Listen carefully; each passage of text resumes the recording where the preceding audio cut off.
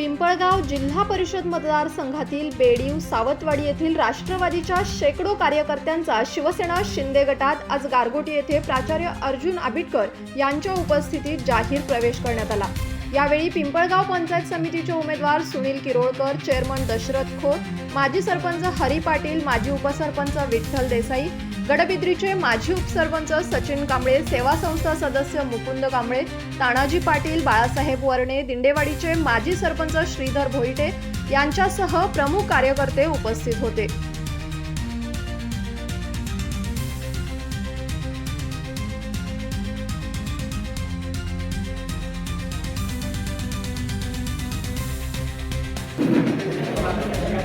छत्रपती शिवाजी महाराज की जय भवानी जय भवानी जय भवानी जय भवानी